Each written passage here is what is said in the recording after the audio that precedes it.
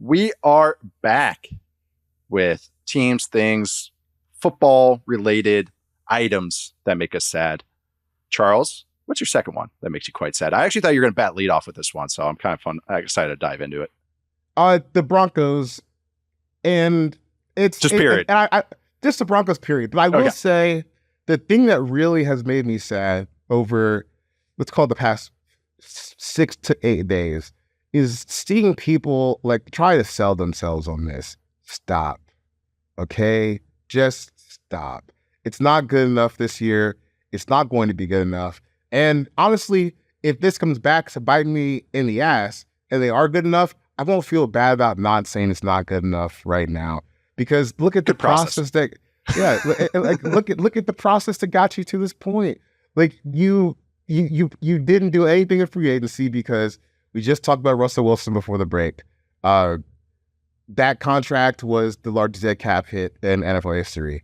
You have to deal with that for 2 off seasons. So, I mean, mathematically wise, there wasn't much you could add to your room. So, I was thinking, okay, we all know you guys are in on Bo Nix.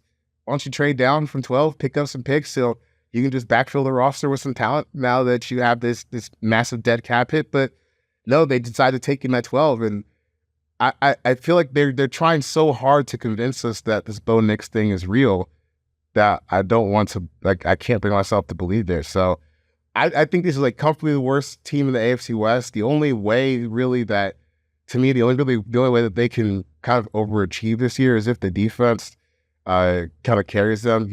PS2 goes absolutely insane again. Maybe you get some pass rush from guys who weren't expecting it, but offensively, I just can't believe that Sean Payton, this is his all-in move. We're going with Bo Nix and Cortland Sutton. Just a little strange to me. Yeah. Yeah, the Bo Nix selection felt like they're really trying to convince themselves that he's the guy. It felt like hey, if we put, first round in front of his name, it makes him better, right? Like that. It seemed like a couple teams did that, actually, in this draft. We just keep making that quarterback contract argument. I know. It doesn't matter if the player's a negative player, huh? As long as he's cheap. But apparently. But with Nix, yeah, I actually I kind of had a take on this that kind of blew up my face, where I was like, hey, I don't see him fitting in Sean Payton's offense at all. So I don't see where these rumors are coming from. Turned out the rumors were coming from Sean Payton himself that he liked Bo Nix. And so it's just because I always pictured Sean Payton in the ideal offenses is pushing the ball. That's why I actually originally liked Russell in that offense, but that was the old version of Russell, it turned out. But not kind of nickel and diming. But it feels like Sean Payton kind of talked themselves into the late Saints, which had Drew Brees being an absolute machine. Statistically, eye test, any way you want to look at it. Just some of the best seasons. If it wasn't Mahomes that year, because it was Mahomes' first year starting in 2018, Brees' season was up there as far as historically. It was just one of the most brutally efficient seasons possible. And for some reason, I feel like Peyton's latched onto that. I feel like he's that's the offense I want, which to me was kind of weird. It was different than when I picture a Sean Payton offense, which is more vertical. So you need a machine operator to operate that offense. And I know Nix is older, which should be a negative. And that how you talk yourselves into it is going, well, he's going to be able to hit the pros quickly. He's going to grasp the game really quickly. I don't know. That's a weird equation to add up. All this sounds like in theory. They wrote it on paper and they're like, yeah, age, that means good and experienced.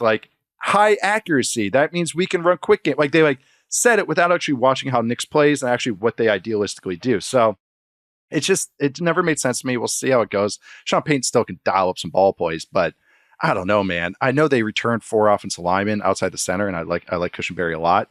But it was McGlinchey sucked. It's he was just because they returned him. We know what he is. He's been paid. This is his second team. And then the rest, are fine. Ben Powers is whatever. Bowles is kind of getting up there, and he kind of it's kind of tapering off with some stuff, but he's fine. But receiver wise, Sutton, I don't know. I thought he was a better fit with Russ because Russ was letting him have really jump balls and stuff, which were actually a lot of fun. We'll see how Marvin Mims is a deep guy. Josh Reynolds is starting. It's just kind of, none of it is just overwhelms me. So I think Matt put them as the 32nd offense, right? When we did that kind of little thing for social media, and me and you were both kind of oh, that's actually, it's actually a pretty good one there. So I don't hate that take. I really don't. I don't either. Because I don't, where's the juice coming from? like Jaleel McLaughlin. who's like a choice route runner. Like Audric Esme is interesting, but it's like, all right, I know, the tight ends don't even they're trying to get Greg Dulcich back, but they have Adam Trautman starting right now. It's just, Josh Reynolds is starting. He's fine. But again, these are the names. Little Jordan Humphrey's making an appearance. I know he was there last year, but just kind of doesn't add up to me to this is a cool plan. And I know they had to reset a lot because of the Russell Wilson contract thing. But yeah, just a weird team right now.